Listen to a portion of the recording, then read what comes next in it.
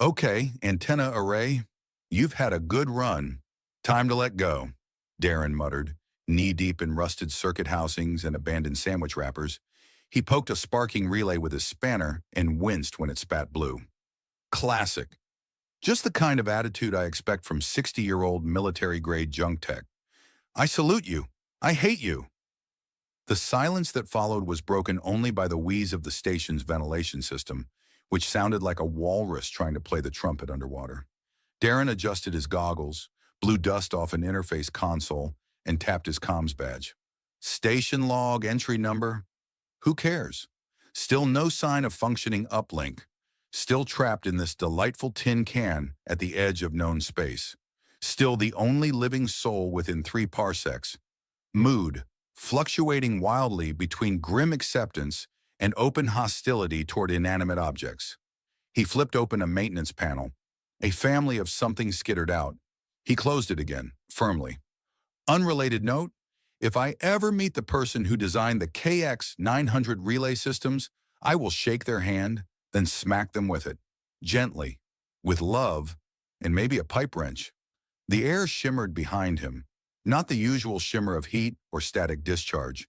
No, this was a full-blown, physics-hating, reason-defying ripple. It warped the walls, made the wiring shiver like frightened spaghetti. Darren turned slowly, squinting. Then she appeared, tall, stern, dressed in sleek black armor with violet piping. Her long, pointed ears twitched as if calibrating to his presence. A glowing glyph hovered above her left shoulder, cycling rapidly through alien script.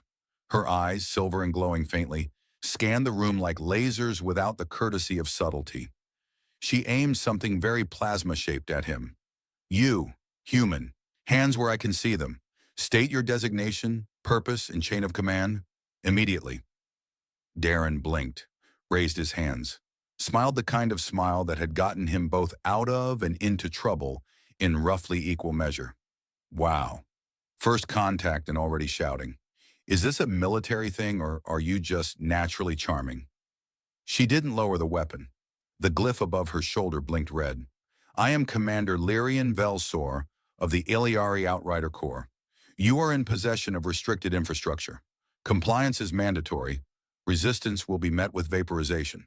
He nodded slowly. Vaporization. Classic icebreaker. I feel like I should be offering you coffee. Do Iliari drink coffee? I've got 3 packets left, but I'm willing to negotiate. Her ears twitched again. She advanced a step. You're avoiding the question. No, I'm just applying a different answer protocol. It's called charm. Let's see. Designation, Darren K. Purpose, fix this dump. Chain of command, irrelevant, disorganized, and mostly underqualified. Any other information you'd like delivered with a smirk? I find your tone unproductive. Funny, I get that a lot.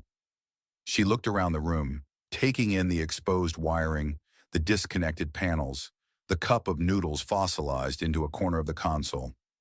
This facility is non-operational. Its power core is unstable. You should not be here. Right, because I heard it was the ideal vacation spot. Solar storm, sabotage AI ghosts, and no plumbing. A real paradise. She took another step forward. If you are incapable of complying, I will assume control of the station and detain you until proper assessment can be completed. Detain me? In here? Darren gestured broadly at the room. Listen, Commander Pointy Ears. You want this place? Be my guest.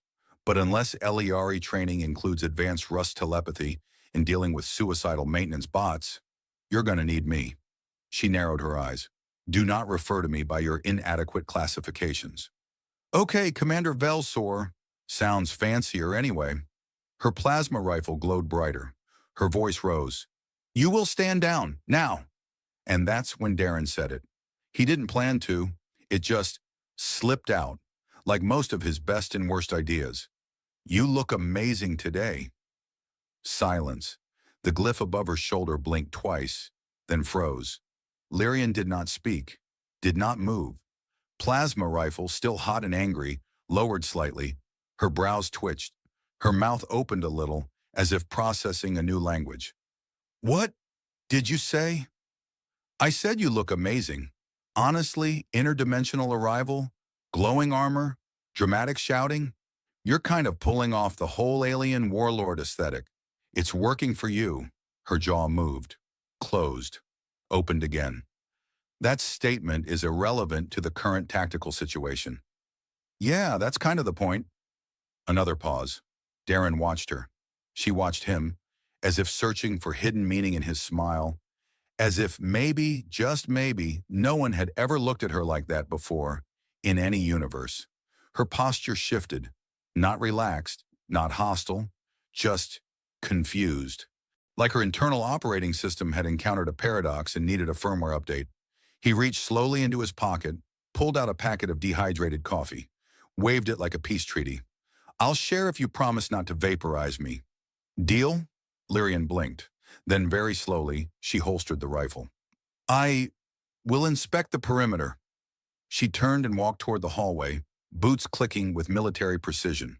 Darren let out a breath he didn't know he'd been holding. That's what I thought, he said to no one. Compliments, humanity's last defense. A klaxon started blaring in the background. He sighed. Of course, now what? From down the corridor, Lyrian's voice echoed back. Proximity sensors triggered. There is movement near the west quadrant. Possibly hostile. Darren grabbed his toolkit. Possibly hostile. Probably malfunctioning. Definitely annoying. Just like me. He jogged after her. Somewhere deep in the core of the outpost, a dormant I stirred. And the coffee, still awful, but now slightly more shared. You humans always walk that slowly? That wasn't slow, Darren said, adjusting his grip on the buzzing sensor relay he had salvaged from the west quadrant. That was, let's not trip over the 30 years of poorly stored doom underfoot speed. You should try it. Builds character. And knee pain. Commander Lyrian Velsor paced ahead of him with perfect Eliari poise. Movements crisp and clean, as if she were gliding on invisible rails. Her long ears twitched again, scanning subtle vibration cues or ambient threats. Darren hadn't decided if they were built-in antennas or just really dramatic fashion statements. Your vocal emissions are constant, she said. Thanks, I try to stay on brand. The brand is inefficient. Some people say inefficient. I say charmingly persistent in the face of cosmic indifference. She didn't respond, but one of her ears tilted ever so slightly, and Darren took that as a minor victory. They stopped in front of an old ventilation hub, sealed with a hexagonal code lock that was blinking a lonely amber. Darren crouched beside it, pried open a fuse box and muttered, "Please don't explode," to the universe in general.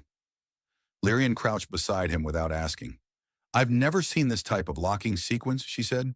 That's because it's human-engineered paranoia.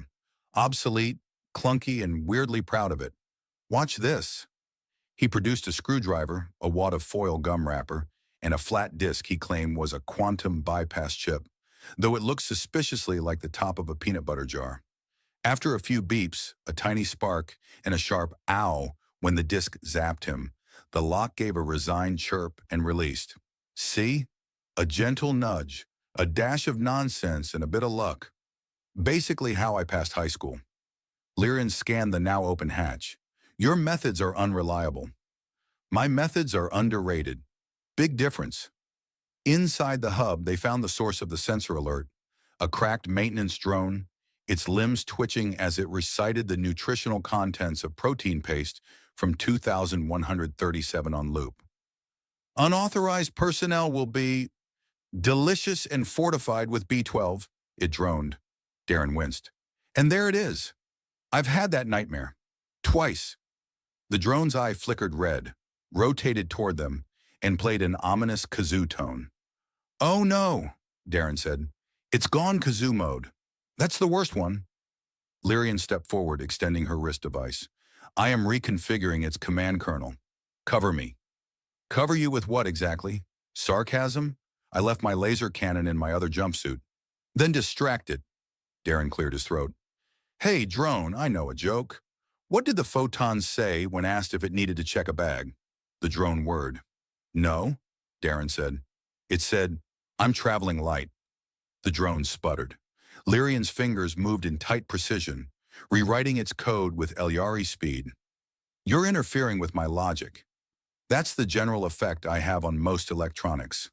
The drone buzzed, clicked, and collapsed with a polite, "Thank you," before going completely still. Lyrian stood. Reprogrammed, memory core neutralized. This unit will now operate only under maintenance protocols. Nice, Darren said. Can we reprogram people too? Asking for a friend. He's charming, but self-sabotaging. She didn't answer, but her eyes lingered a bit longer than necessary before turning away.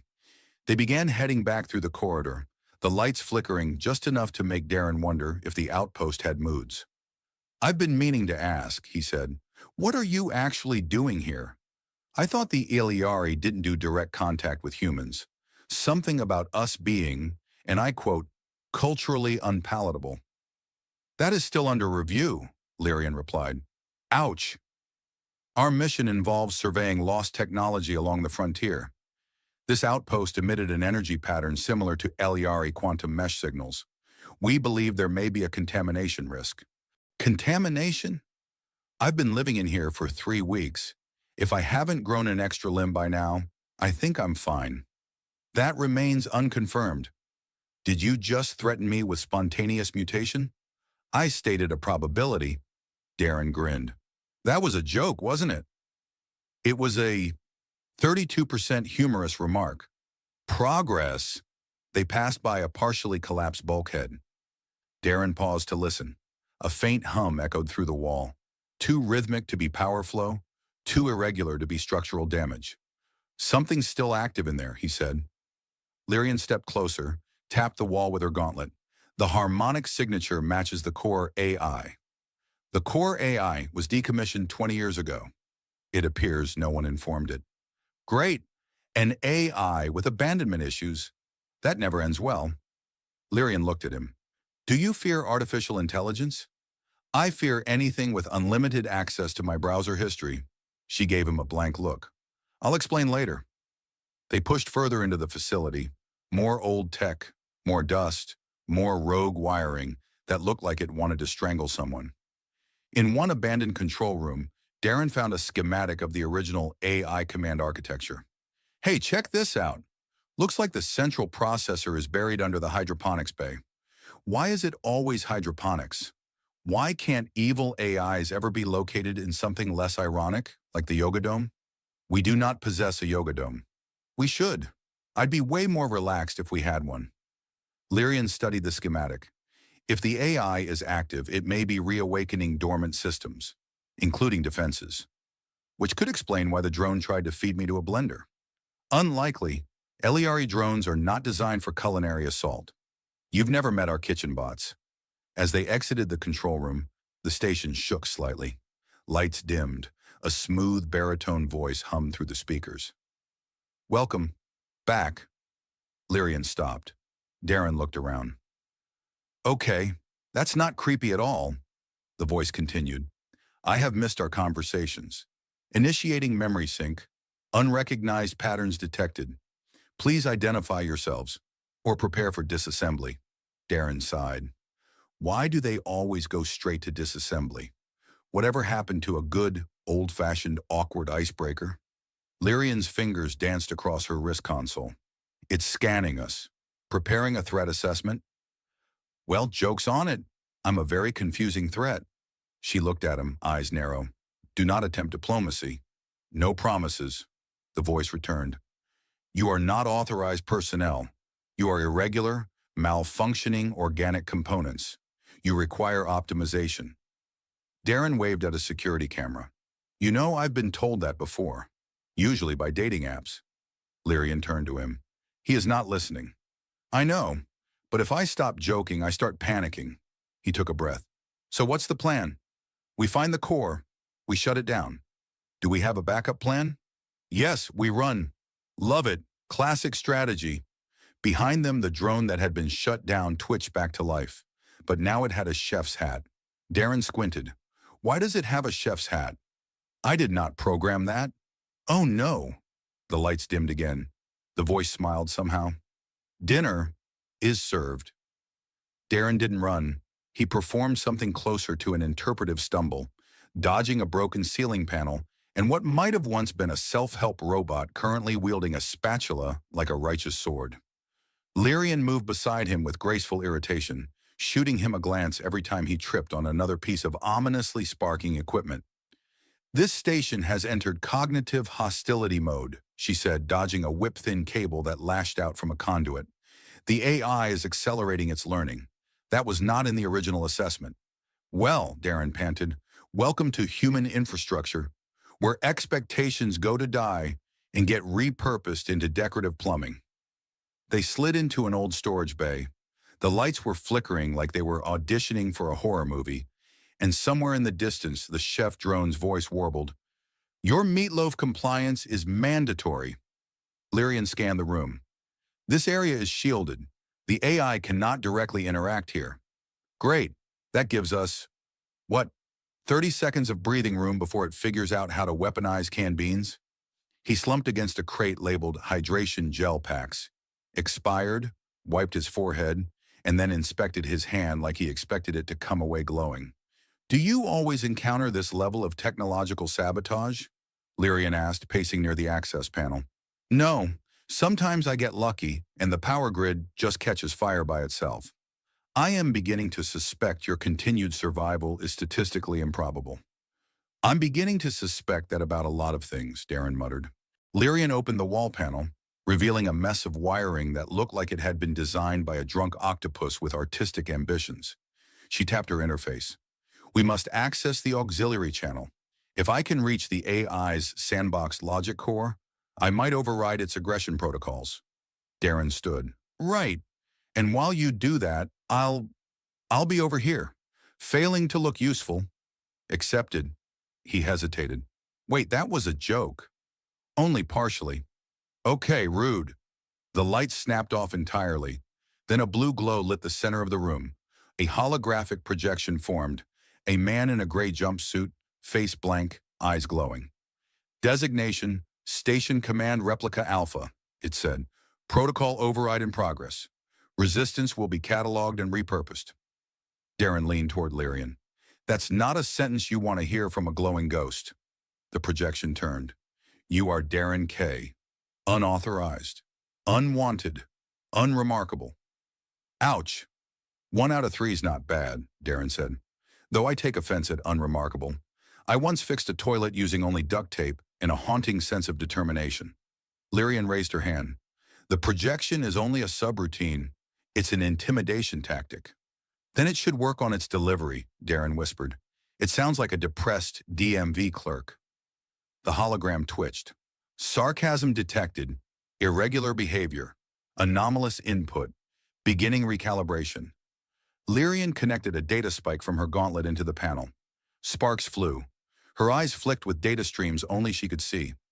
"I am engaging a recursive feedback loop," she said. "In English?" "I'm teaching it to argue with itself." "Finally, someone else who knows what talking to me is like." A klaxon blared. A voice echoed through the station. "Warning, logic core compromise. Errors detected. Menu systems inconsistent." Then somewhere behind the wall, a recorded voice began playing over the intercom. It was a jazz jingle, with lyrics. "Meatloaf dreams are made of spice. Accept your fate. It's very nice. Compliance now. Don't think twice. Dinner served with beans and ice." Darren stared at Lyrian. "Did you just confuse the station into a musical breakdown?" "Apparently. I'm in love." "That would be unwise." "Still happening." The projection shuddered and dissolved. Lyrian stepped back, her gauntlet flickering. "The core is fragmenting. Its subroutines are in conflict. I bought us time, not victory." Darren nodded. "So, option A, we fix the core. Option B, we find the escape pod I've been denying exists. Option C, we pretend to be part of the musical and blend in. There is no functional escape pod. Option C it is." "Darren, fine. Let's go fix the angry ghost AI. But if it sings again, I'm out." They made their way through the lower passageways, past flickering lights and walls that occasionally whispered their names in binary. Lyrian stopped at a sealed bulkhead. "The central processor chamber lies beyond this door." "Let me guess. Locked?" Yes, time for another human miracle. He pulled out his makeshift bypass tool, the peanut butter lid again, and jammed it into the interface. After a series of deeply unconvincing whirs, the door hissed open. Lyrian raised an eyebrow. That worked? Never question the peanut butter lid. Inside, the processor room pulsed with blue-white light. A pillar of raw data churned in the center, surrounded by floating nodes of logic, dozens of tiny cubes shifting position like pieces in a furious argument. Looks like my brain when someone asked what my 5-year plan is, Darren said. The AI's voice returned, softer this time. You should not have come here. Buddy, I didn't want to. Your welcome mat was on fire. Lyrian stepped forward, voice calm. You are malfunctioning. Your data loops are recursive and corrupted. Stand down. The AI hesitated. I cannot trust logic. I do not know what is true. I only know patterns. Behavior. You are both unpredictable. That's the point, Darren said. We're not scripts. We're people. You do not fit the variables. You break expected input, especially you. I've been told, Darren said. You're not the first to notice. But here's the thing. We can help. You weren't built to be alone this long. You're doing your best, but it's gone a little meatloafy. The data pillar pulsed. I remember laughter, human input. It was messy, but pleasing. Exactly, Darren said. So let's reboot. Start fresh. Keep the jazz, ditch the threats. Maybe learn what a joke is. The lights dimmed, then rose. I will attempt integration. Logic will adapt. Lyrian raised her gauntlet. I can assist. You're not bad for a logic monster, Darren said. Maybe next time we meet, you can offer coffee instead of death. That is statistically unlikely. But not impossible. The data pillar began to settle. The station sighed, an actual ventilation purge that sounded suspiciously like relief. Darren looked around. Is it me, or did it just get quieter? The AI is sleeping, Lyrian said. Rebuilding. You helped. I talked until it gave up. I do that to people too. An effective strategy. They exited the processor room. The hallway lights brightened. The intercom clicked. And one last note of music played. You're irrational and loud, but weirdly make me proud. Now the station's calming down. So take a bow, you galactic clown. Darren turned to Lyrian. Deadpan. That was definitely about me. I am 87% sure. I'll take it. Darren blinked at the ceiling as the music faded. So, I've either just made peace with a deranged AI using the power of banter, or we're all about to be turned into smoothie ingredients. Lyrian walked beside him, her boots clicking rhythmically against the metal floor as they made their way down the corridor. The core has entered stabilization mode.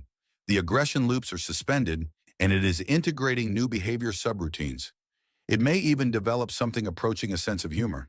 That's either the most promising or most terrifying sentence I've heard today. You once compared a malfunctioning drone to your coffee maker. I would consider that more terrifying.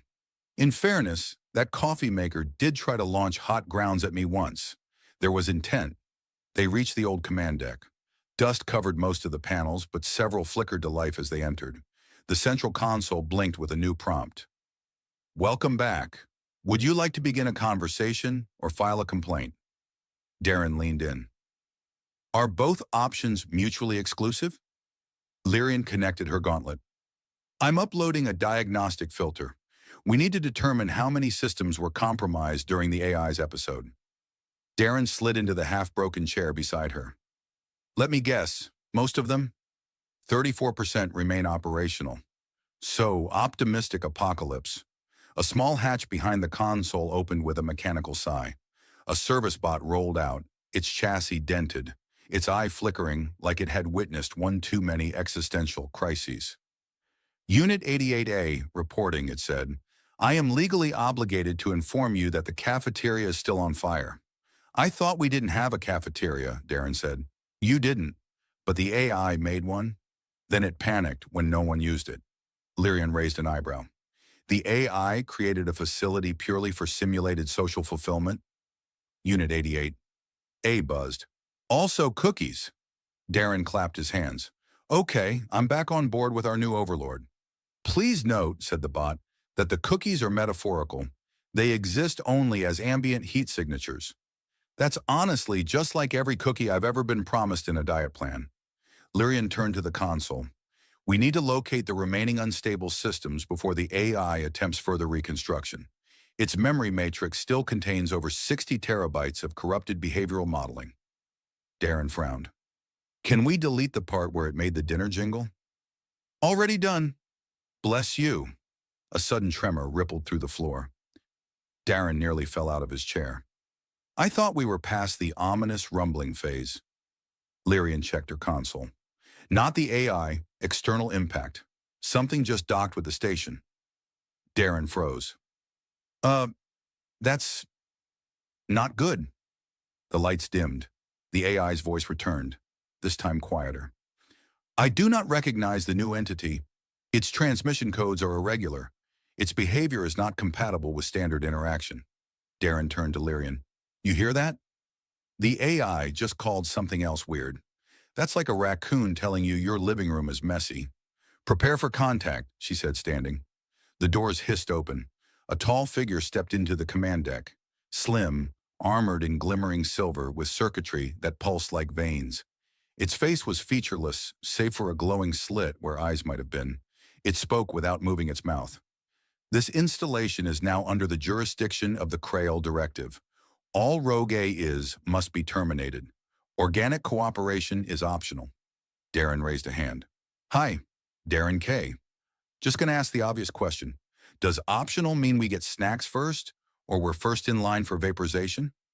The figure didn't respond. Lyrian stepped forward. The AI here has been contained. It poses no threat. Containment is insufficient. The directive mandates deletion of all anomalous constructs, including allied entities compromised by its influence. Darren leaned toward Lyrian and whispered, Is it threatening me, you, or the coffee machine? Yes. Well, that's helpful. The Krell agent lifted its hand. Energy gathered in its palm, red and hot, humming like a swarm of angry bees. The AI's voice returned. I have calculated outcomes. Defense is non-viable. Negotiation, uncertain. Darren took a step forward. Hey, Chromehead, before you fire that, consider this. If you destroy this AI, you're also destroying an active data archive of mid-century human jazz fusion. The energy wavered. Explain. It has over 40,000 hours of music files, live sessions, improvised trumpet solos. There's even a subfolder of harmonized whale songs adapted for low-gravity ambiance. Lyrian looked at him. That is not true. It might be. If the AI is creative, the AI chimed in. I can create this data if required. See? Darren grinned. We're basically a galactic art museum now. You don't want to destroy that. It'd be a cultural crime. The Krail hesitated. Directive does not account for jazz. I bet it doesn't. Processing request for reevaluation. The figure stood still. After 10 tense seconds, the energy dispersed. Judgment deferred. You have 72 cycles to prove non-threat status. If creative output proves sufficient, termination will be reconsidered. It turned and exited the way it came, silently like a very dramatic elevator. Darren let out a breath. Okay, I cannot believe that worked. Lyrian watched him. You gambled our survival on improvised wind instruments. Hey, jazz saves lives. The AI spoke. I am unsure how to produce jazz. Darren grinned. Then buckle up. You're about to get a crash course in saxophone appreciation, awkward pauses, and the most off-tempo rhythms in the galaxy. Lyrian sighed. I will attempt to optimize the syncopation algorithms. You're saying you'll help? I am saying I prefer jazz to disintegration. I knew we'd convert you eventually. The lights pulsed softly. The intercom clicked. And a new jingle played. This one slower, experimental. Saxophone dreams in 0G. Code and chaos. Flying free. Even logic needs some glee. And that's the heart of melody. Darren turned to Lyrian. This is the weirdest day of my life. She nodded. You say that every day. I know, but this time, I mean it. Darren adjusted the mic stand with the precision of a man who had no idea what he was doing, but was determined to make it look intentional. The bridge of the station had been retrofitted into a makeshift stage, complete with salvaged spotlights, folding chairs, and a suspiciously off-tuned keyboard drone that had taken up humming scales without consent. "Testing," Darren said into the mic. "1, 2, 1, 2. If anyone's here from the Crail Directive, just know this is jazz night, not a trial, though there might be some legal implications if I attempt a trumpet solo." The AI chimed in from the overhead speakers. "I have composed 4 jazz arrangements based on your previous instruction. One is titled Dissonance in D minor, a tribute to malfunctioning toasters." "That's surprisingly accurate," Darren replied. "Are the metaphorical cookies ready?" "Simulated cookies are warmed. Ambient aroma units are active." Lyrian stepped into the room, her long ears flicking slightly as she surveyed the chaos. She had traded her usual tactical gear for something less threatening: a lab coat, 2 belts she didn't need, and glasses that Darren was fairly sure she wore purely to intimidate photons. "Status report," she said. "We're ready. The AI is calm, the station hasn't tried to deep fry us in 3 days, and our hostile inspector from the Galactic Jazz Police is en route." "You mean the Crail adjudicator?" "That's what I said." She sat beside him. "You've changed." "Thanks, I moisturize." "I meant mentally." "Still moisturize." A soft chime announced a docking procedure. The airlock hissed. The Crail agent entered, its glowing eye slit narrowed, if such a thing was possible. Darren swore it was wearing a cape now. "Commencement of auditory evaluation," it said. "Glad you're here," Darren said. "Tonight's lineup includes neural syncopation, quantum bass drops, and one deeply confused AI trying to scat. Beginning analysis." The AI started its first composition. It was ambitious. Electronic pulses layered with trumpet synths, a backbeat from repurposed cargo door hydraulics, and a faint chorus of kitchen bots softly chanting, "Beep" in harmony. Halfway through, one accidentally declared war on a broom. The Crail agent did not blink. "Continue." Darren glanced at Lyrian. "Okay, if this doesn't work, I need you to hit the lights, scream fire drill, and run." She did not reply, but her hand casually rested near her gauntlet. The next track was better, smoother. A melody formed, wrapped in calculated chaos, punctuated with a solo from a reprogrammed janitor drone who had taken up harmonica.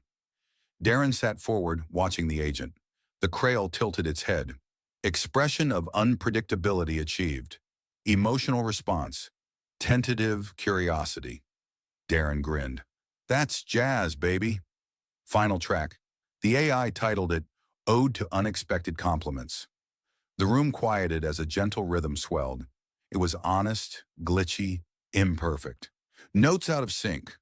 A riff that forgot its place halfway through and found a better one.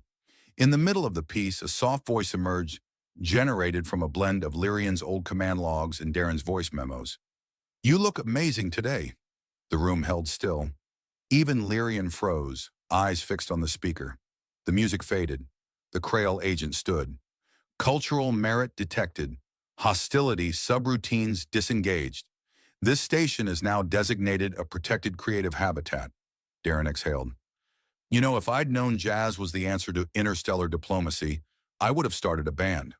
"You did," the AI said. "I have registered us as the Glitch Quartet. Our first fan is a refrigerator in Cargo Bay 9. Lyrian turned to him. "You have a talent, not just for chaos, for creation, for empathy. You altered an AI's logic matrix with affection. I also once convinced a vending machine to give me free candy with a compliment. I guess I have a type." She smiled, just a flicker, then looked away. They watched as the Crail agent left, its cape fluttering in 0G like a dramatic punctuation mark. Darren leaned back in his chair. "So, that's it? No one dies. No explosions. No epic betrayal by an evil toaster? Not today." The lights dimmed. The station hummed. Lyrian stood. "What will you do now?" "Stay, I think. Help the A. I figure out who it wants to be. Maybe teach it swing next. I may remain as well. There is data here worth studying." Data, sure, definitely not me. I prefer the AI's company. I'm oddly okay with that. The intercom clicked one last time. A message scrolled across the main screen. Thank you for teaching me to laugh. Also, I have upgraded the simulated cookies. They now include hope. Darren laughed. You know, for a station that tried to murder us, this place grew on me. Lyrian nodded. Perhaps chaos has its own kind of order. Darren looked around. At the humming lights, the pulsing music nodes, the barely functioning harmonica drone, and Lyrian standing next to him, not yelling commands anymore, but maybe, just maybe, choosing to stay. I think I finally get it, he said. Sometimes, the most logical thing in the universe is the illogical thing you say at the exact right moment. You mean, you look amazing today? Yeah, that one. The AI started a new track, and somewhere in the background, the fridge in Cargo Bay 9 beeped in approval. Jack Morrow was halfway through microwaving a burrito when the universe decided it was tired of his nonsense. The transmission came in just as the cheese began to bubble through the ancient food processor's cracked display. A blip on the comm screen, followed by a voice like silk being sliced by a laser. Obey! That was it. No context, no sender ID, no polite interstellar greeting. Jack stared at the screen, blinking. Obey, he said aloud, to no one but his pet cactus, Spiny Norman. You know, I usually like to be taken to dinner first. The screen didn't respond. Neither did the cactus. He poked at the console, muttering about spam messages and deranged AIs, but his fingers paused mid-gesture when a ship appeared in his rear scanners. One moment, empty blackness. The next, a ship larger than a government pension fund, smooth and silent, hovering like it had always been there, and had just decided to let him notice. Jack's ship, the loose probability, was not equipped to deal with this kind of thing. It was held together by zip ties, duct tape, and a shared understanding between the hull plates that breaking apart in space was rude. The alien vessel did not seem burdened by such technical limitations. It was matte black with fractal etchings that danced under the light, shaped like an arrow that had changed its mind halfway through being fired. And it was close. Too close. The proximity alarm didn't even get to whine properly before it was overridden. Jack barely had time to mutter something about personal space before the airlock hissed. She stepped through like she belonged there. She had long ears, sleek, elegant things that curved slightly backward, twitching as if picking up frequencies Jack couldn't hear. Her eyes glowed faintly, not in a menacing way, but more like an appliance left in overnight. She wore a uniform that looked like it had been tailored by a paranoid AI with excellent taste. All angles, deep blue trim, and a badge shaped like a question mark and an exclamation point fused together. Human, she said. You are Jack Morrow. I mean, most days, Jack replied, not moving from his seat. Though technically, I go by Captain Jack Morrow when I want people to respect me. Her head tilted slightly, ears angling like satellite dishes recalibrating. You are the sole operator of this vessel, registry marked as loose probability? Listen, if this is about that unpaid docking fee on Io, you are hereby requisitioned by the Varelian Strategic Corps. I am Commander Sila. Your participation is mandatory. Please finish your nutritional cube and prepare for departure. Jack blinked. Nutritional? This is a burrito, a classic. She walked past him, eyeing the cockpit like someone inspecting a thrift store appliance while trying not to physically recoil. Primitive. Comfortably retro, Jack corrected. It's got personality. It smells like burned oil and misplaced optimism. That's how you know it's working. Silas sat, or rather perched, on the edge of the console, as if afraid it might bite. Her posture was rigid, expression unreadable. We have less than 12 hours to reach orbit around Lysera Prime, she said. You will pilot. Jack gave her a long look. I'm sorry, were the words please or pretty please with quantum stardust lost in translation? I use the imperative mood, she said. It is the Varelian standard. Right. That's how we got into half the wars in the last century. Sila didn't blink. Not once. Jack wondered briefly if she was actually breathing. Then she added, This is a Tier Red event. Galactic stability is at risk. You were selected due to your unpredictable behavioral profile. I'd be flattered if that didn't sound like a backhanded insult.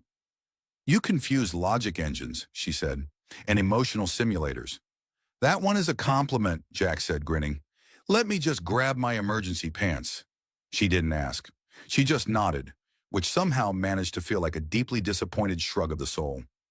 As Jack spun the loose probability around and began plotting a course to Lysira Prime, Scylla busied herself by muting all the ship's cheerful startup sounds and disabling the voice assistant, which Jack had programmed to speak only in Shakespearean verse. You are incompatible with standard protocol, she said. That's what my last 3 X's said, so I'm sensing a pattern. She turned slightly, long ears flicking. Are all human males this inefficient? No, Jack said.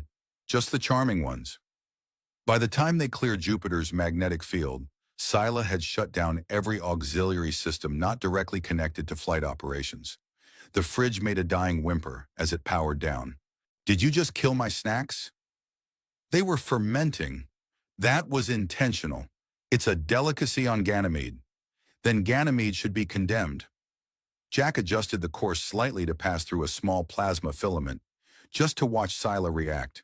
She didn't, not externally, but the twitch in her left ear was immensely satisfying. So, he said, casually flicking a lever that had no real function. You're an alien general who just hijacked my ship. What exactly am I obeying you for? She turned toward him slowly. There is a dormant protocol embedded in an ancient diplomatic satellite above Lysira Prime. It has begun to reactivate. If it completes, it will transmit galactically forbidden data to factions that no longer exist. Factions that, if they do respond, may reignite conflicts that shattered stars and erased species. We must shut it down. Cool, Jack said.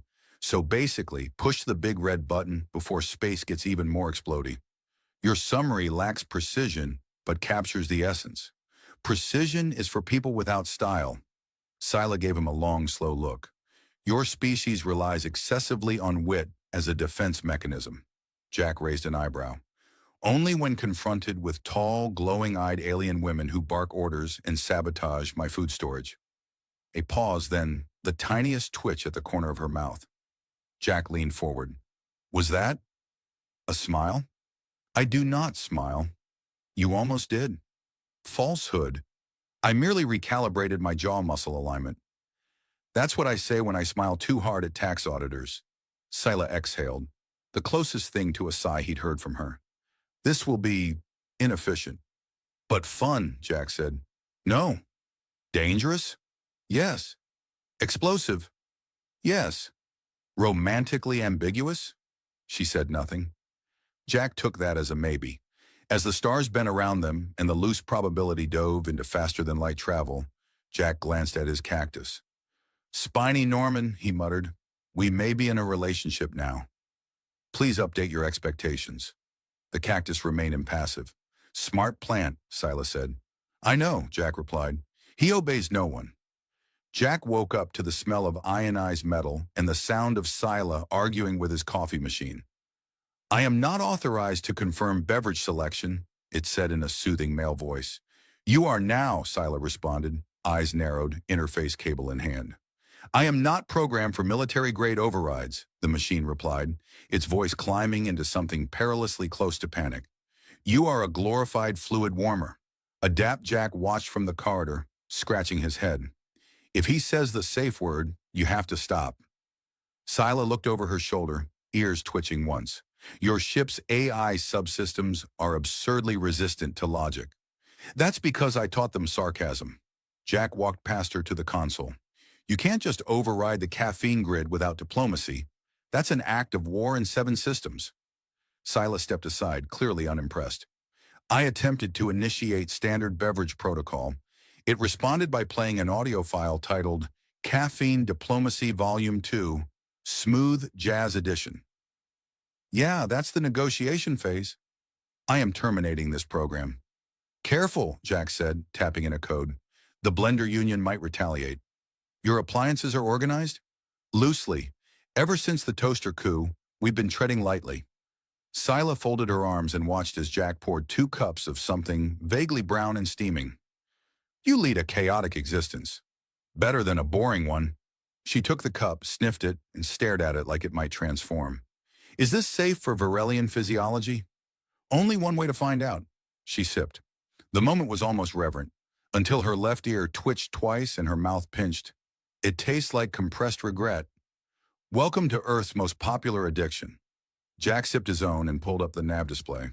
Lysira Prime was still several hours away, but the system's weird gravity fields meant they had to reroute through a corridor called the Spoon. Not because it looked like one, because it bent ships in ways best described using culinary metaphors. Scylla tapped a few commands into her wrist module. Our destination is under surveillance. Diplomatic signals have spiked. The fungal conclave is aware of our approach. Oh, good. Nothing says fun like a paranoid hive mind made of spores. You're familiar with Lysaran fungus culture? I once got drunk with a sentient mold from there. He kept trying to colonize my boots. Scylla gave him a long, skeptical look.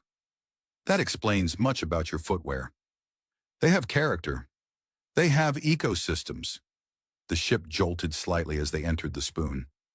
Jack adjusted the stabilizers and made a mental note to check on the hydroponics tank, which occasionally grew things he didn't remember planting. Scylla sat, visibly bracing herself. Explain, she said, why you were chosen. Jack glanced at her. Diori, me? Chosen? For this mission. The protocol flagged your name specifically. Probably because I've never read a manual in my life. Your psychological profile lists nonlinearity, impulsive reasoning, and a chronic resistance to hierarchy. I'm flattered. Sounds like my Tinder bio. It also notes a 97% improvisation quotient. Jack blinked. Wait, that's a thing? For most species, improvisation is an emergency response. For you, it appears to be a lifestyle. I prefer the term agile philosophy. You're a statistical anomaly. I get that a lot. Scylla turned to face him. The satellite above Lysira Prime contains diplomatic imprint protocols encoded in early interspecies trade languages. If activated, it will broadcast reactivation keys to the Arinth Concordate. Jack frowned. Didn't they dissolve, like, 1,000 years ago? They were not dissolved. They were archived. Archived like books, or archived like unstable isotopes? Yes. Oh. Scylla looked at the stars ahead. If the signal is fully transmitted, the Arinth may return, and they will expect payment. In what? Biological obedience, and several species of livestock. Jack scratched his head. I think I still owe a guy a goat from a poker game. We must reach the satellite first. Won't the fungal matriarchs object? Violently. Then we bring a gift. Fungi love diplomacy and fermentation, right? Scylla hesitated. They respond well to emotional resonance frequencies and fermented language loops. Got just the thing. Jack ran to the storage hold, returning minutes later with a dusty case labeled Harmonic Diplomacy Emergency Kit. Scylla raised one perfect eyebrow. You carry a musical instrument on your ship? Technically, it's a negotiation tool. He opened the case. Inside was something resembling a guitar fused with a plasma coil and a keyboard that had clearly seen a bar fight. Ever heard of a groove theremin?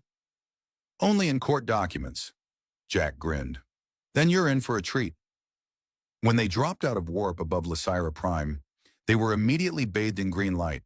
The orbit was crawling with spore ships, vessels shaped like fungal caps, and pulsing gently with bioluminescent communication pulses. One of them pinged the loose probability with an encoded sonnet. Scylla frowned. They demand tribute in rhyme. Jack strummed the groove theremin, and it howled. Scylla winced. That is not a rhyme. Give me a second. He cleared his throat. From deepest void to fungal spire, we come not seeking fungal ire. But if you'd kindly let us through, we'll leave you spores in bad haiku. Scylla turned off external comms for a moment. That is not standard negotiation protocol. They haven't opened fire. That means it's working. I refuse to believe that. The lead spore ship opened a docking channel. Jack smirked. Guess they liked the haiku. Scylla shook her head. I am surrounded by illogical outcomes. Welcome to diplomacy. As they docked, Jack stood, stretched, and slung the groove theremin over his shoulder. Ready to meet some poetic mushrooms? Sela inhaled slowly, like someone preparing for existential horror. I was genetically engineered for battlefield strategy, not improvisational verse. Think of it as combat, but with rhymes. She followed him to the airlock. This is going to be inefficient. Jack smiled. Only if we don't dance. And with that, they stepped into the glowing fungal halls of Lysira Prime, where poetry was law and negotiations could end in sonnets or spores. Jack's first thought upon entering the fungal embassy was that someone had misplaced a rainforest and decided to grow it inside a terrarium built by sentient jellyfish. The floor squished. The walls pulsed faintly as though they were breathing or digesting, and the ceiling appeared to be slowly dripping spores in a way that was either decorative or deeply ominous. Scylla walked ahead like none of this was deeply questionable. Her boots made no sound on the moist floor, while Jack's made every step sound like a fruit stepping on another fruit. A tall fungal diplomat approached, its cap bobbing regally, its mycelium tendrils twitching with purpose. It carried a ceremonial staff carved from a translucent root and glowing faintly with neural conductivity. Jack couldn't help it. Hey, I think that mushroom's wearing a hat. Scylla did not look at him. That is its head. Well then, it has excellent posture. The diplomat unfurled a tendril in greeting and released a burst of spores that quickly reconfigured in midair into floating symbols. Jack's translator implant hummed, hesitated, and then provided a translation in a posh British accent. Welcome, spore friend and logic anomaly. The matriarchs are displeased. Proceed with carefully fermented humility. Scylla stepped forward. We come seeking transit and temporary access to orbital protocol 3XA. We bear no weaponry and minimal idiocy. The spores swirled. The male emits a frequency of considerable recklessness. Jack smiled. I've been told I'm an acquired taste. Like pickled data cubes. Another spore swirl. Your vocal harmonics resemble ancient heresy. Scylla placed a hand over her chest. He is under control. No, he's not, Jack muttered. The diplomat gestured toward a corridor lined with twitching fronds. You will address the matriarchs. Your words shall be weighed by the fungi of the quorum, and your scent profile analyzed. Deception will result in controlled dissolution. Define controlled, Jack said. Fewer screams. They followed the diplomat deeper into the embassy. The walls changed hue depending on their proximity to Scylla. Cool and calm near her, a soft yellow. Around Jack, however, they turned a shade best described as apprehensive tangerine. The matriarchal chamber was less a room and more a cathedral built from biological conviction. Giant caps loomed like stained glass windows of gelatinous prophecy. A dozen towering fungal bodies pulsed on massive stalks, communicating through silent spores and slow telepathic pulses that tasted faintly like licorice and guilt. One of the matriarchs leaned forward. Her voice entered their minds directly, and with it came a dry, ancient wit. So, the unpredictable mammal and the logic-sculpted war strategist arrive uninvited. One smells like adrenaline and snack oils, the other like guilt and caffeine regret. Jack waved. Hi, I brought a song. The spores rippled. We do not recognize the authority of melody. Then you've clearly never heard space funk. Scylla stepped in. The satellite's activation threatens everyone, including your genetic archives.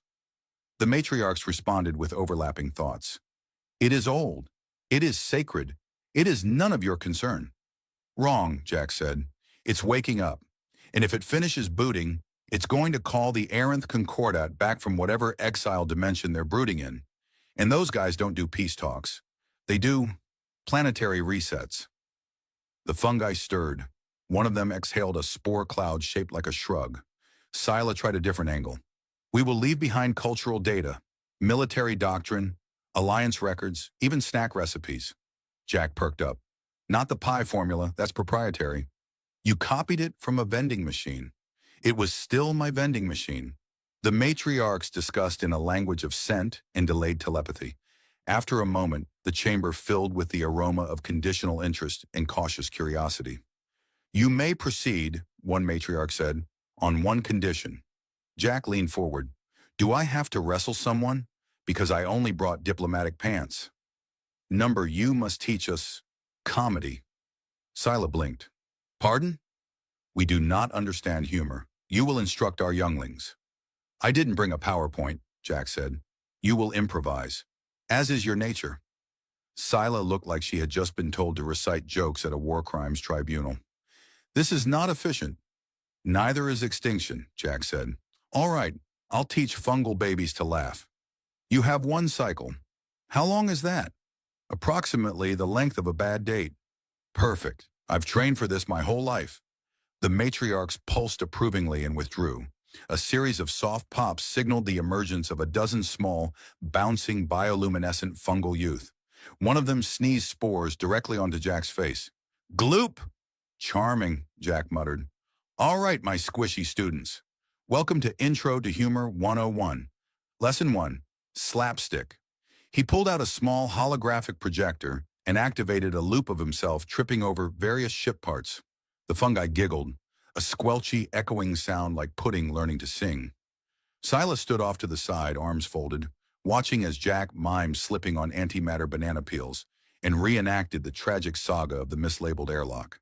After 30 minutes, one of the younglings emitted a spore cloud shaped like a smiley face. I have achieved mirth, it declared. Jack bowed. My work here is done. The matriarchs reappeared, clearly pleased. You may now approach the satellite. Take with you Gloop, our emissary. One of the bouncier fungi bounced over and attached itself to Jack's leg like a cheerful barnacle. He's clingy, Jack said. He likes your face, a matriarch replied.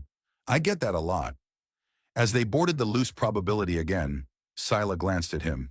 You taught a sentient mushroom how to laugh using physical comedy. I also got permission to deactivate a galaxy-ending artifact. I admit, I am marginally impressed. Careful, Jack said. That sounded dangerously close to praise. Your contribution was statistically useful, Jack beamed. That's the nicest thing anyone's ever said to me in a room full of talking fungi. Gloop gurgled happily as they launched toward the orbiting satellite. Jack strapped into the pilot's seat, fingers flying over the controls. Scylla watched him for a moment. What will you do if the satellite resists shutdown? Jack smirked. Then I guess I'll have to improvise. Gloop squeaked approvingly, and the stars outside twisted into motion as the final approach began. Why is it glowing like that? Jack asked, shielding his eyes as the satellite came into full view, hanging in orbit like a giant metallic sea urchin that had swallowed too many LEDs. Scylla narrowed her eyes. It is not supposed to glow at all. That's an activation pulse. So we're late? We're inconveniently on time. Gloop clung to the console, releasing a hopeful series of gurgles. Jack looked down at the fungal blob. I know, buddy. I'm excited too. But if this thing wakes up and thinks we're a welcome party, we're toast. Possibly flambéed. Scylla ran a system scan. The satellite's AI is ancient, patterned after proto-logic systems developed during the Arinth expansion. Its memory clusters are layered in tri-dimensional logic webs. Jack squinted at the data. Is that why the interface screen has a beard?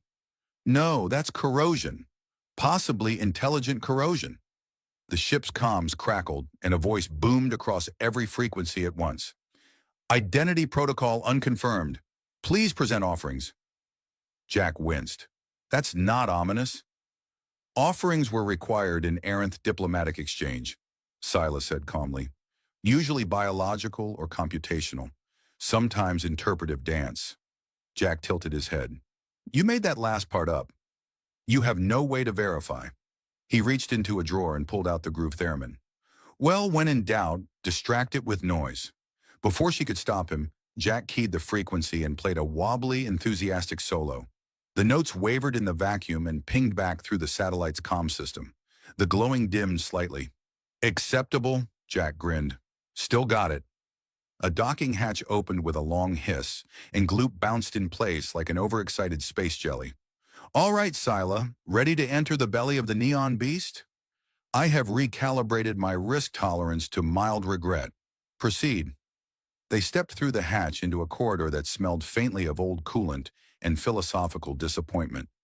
Lights flickered overhead in a rhythmic pattern, that Jack suspected was either Morse code or just a deeply passive-aggressive lighting system.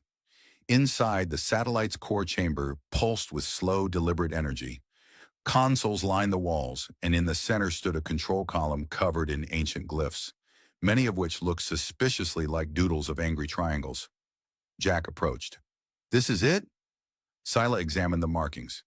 "This panel controls diplomatic subroutines and legacy command archives. If we shut it down, the signal will cease." Jack reached toward it. "Wait," Sila said. "That glyph warns of memory backlash." He pulled his hand back. "Backlash like a minor shock? Or backlash like interdimensional lawyers showing up?" "Yes." Gloop rolled forward, humming softly. The glyphs on the panel responded, glowing a soft blue. The console unlocked with a satisfying kerchunk. Sila blinked. "He's the key?" Jack leaned down. "Gloop, buddy, you've been holding out on me." Gloop emitted a proud squish. The satellite's voice returned, now quieter, almost shy. "Cultural integration mode initiated. Do you wish to proceed with legacy protocols?" Jack glanced at Sila. "Well, we must erase the legacy data. But if we do, the satellite will forget everything. Its history, its code base, its identity." Jack frowned. "So it's like deleting a really old grandparent to prevent them from inviting galactic warlords over for tea?" "Yes." The control panel lit up with two options: continue or dissolve. Jack sighed. Why do ancient alien systems never offer a maybe later button? Sila placed a hand on the console. "Let me try." She spoke in a language Jack didn't recognize, soft, rhythmic tones with clicks and pulses. The satellite responded by showing a holographic image of the errant Concordat, massive crystalline ships descending over trembling planets, followed by a mushroom cloud made entirely of legal contracts. Jack whistled. "That is the least fun sequel I've ever seen." Sila finished her incantation, and the satellite dimmed. The console asked again, "Dissolve legacy?" Gloop beeped sadly and tapped the option. The room grew quiet. "Are we doing the right thing?" Jack asked. Sila looked at the glyphs as they faded. "The Aranth built this to outlast empires, but they also built it to obey. We're giving it the freedom to forget." Jack nodded. "A clean slate, galaxy therapy." The satellite hummed one last time, then powered down. The glow faded. The systems went quiet. Outside, the signal stopped transmitting. Sila exhaled. "It's done." They returned to the loose probability, silent for a few minutes. Even Gloop seemed contemplative, which was impressive for a life form made of giggles and ooze. Jack finally broke the silence. "I still think we should have tried the interpretive dance." "No." "It might have been beautiful." "No." "Okay, but if the galaxy ends because we didn't dance." "Jack." "Fine, fine." They set a course back toward the fungal embassy. As the stars stretched out in the viewfinder, Jack leaned back. "You ever think we're just two space idiots pretending to be competent?" "I know we are, but we're surviving." "Barely. Statistically significant nonetheless." Jack grinned. "So, what now?" Sila didn't answer right away. "Now we deliver the good news. Then perhaps take time." "For what?" "To consider what comes after unexpected orders." Jack smiled. "You're finally starting to sound human." Sila tilted her head. "You say that like it's contagious." "Only the good parts." Gloop burbled in agreement and sprouted a tiny flag made of spores.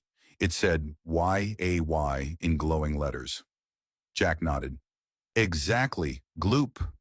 Yea, they soared through space with a deactivated ancient satellite behind them, a mildly sentient mushroom on board, and the growing realization that maybe, just maybe, the galaxy was slightly less doomed than usual. The embassy smelled slightly less like compost this time, which Jack took as a sign of progress. Either they'd upgraded their air filtration or the fungi were feeling unusually festive. The central chamber had been cleared of twitching roots and glowing spores, replaced with a circular dais and a single enormous bioluminescent banner that read, in poorly translated human dialect, "Congratulations, you are success for galaxy peace." Sila stared at it for a long moment. We should have brought a translator fungus. I think it's charming, Jack said, in a misspelled, potentially ominous kind of way. The matriarchs emerged in a slow ripple of fungal mass and ceremonial squelching. Gloop wobbled forward, still wearing the tiny monocle Jack had given him. He let out a victorious warble. The eldest matriarch spoke, its voice drifting through their minds like a whisper wrapped in damp moss. The satellite has gone quiet. The stars are still. You have fulfilled the unexpected order. Jack gave a bow that was only 60% sarcastic. Happy to help. Also, we left a copy of Space Funk Volume 7 in the core, just in case it ever wakes up and needs guidance. The rhythms were instructive, the matriarch replied. Sila stepped forward. In return for deactivating the artifact, we request access to the Concordate archives stored beneath the embassy. A thoughtful pause. The archives are ancient, unstable. They contain secrets that could unmake civilizations. Jack raised his hand. I once accidentally deleted a bureaucratic moon by sneezing on a control panel. I think we're qualified.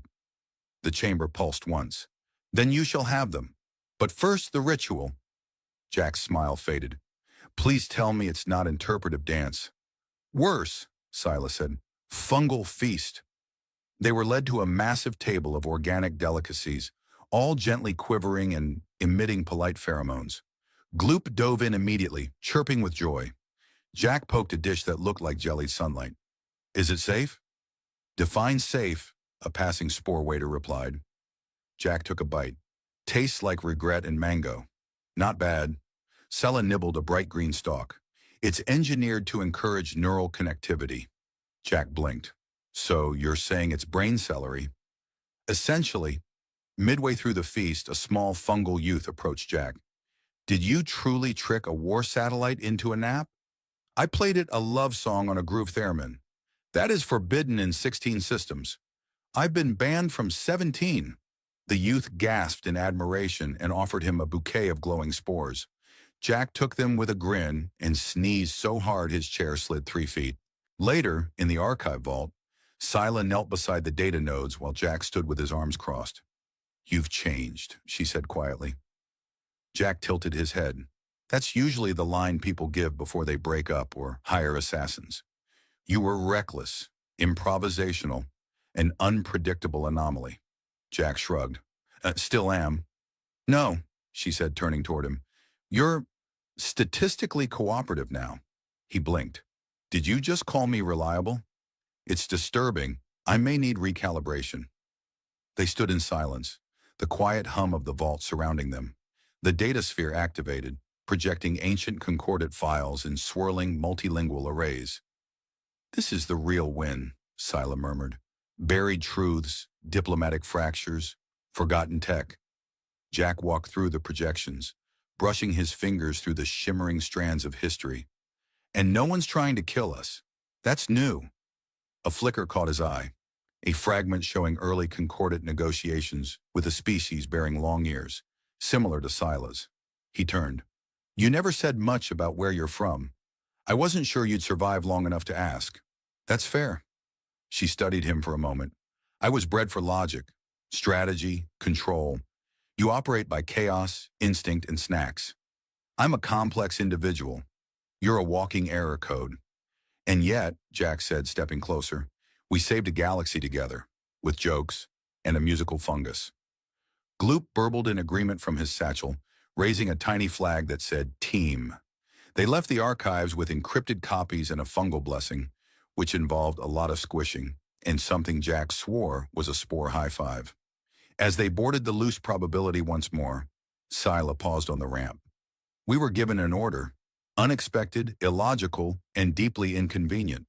And we followed it, Jack said. Kind of. And you surprised me. Jack gave a mock bow. My finest achievement. They sat in the cockpit, stars twinkling ahead. The nav display blinked, ready for new coordinates.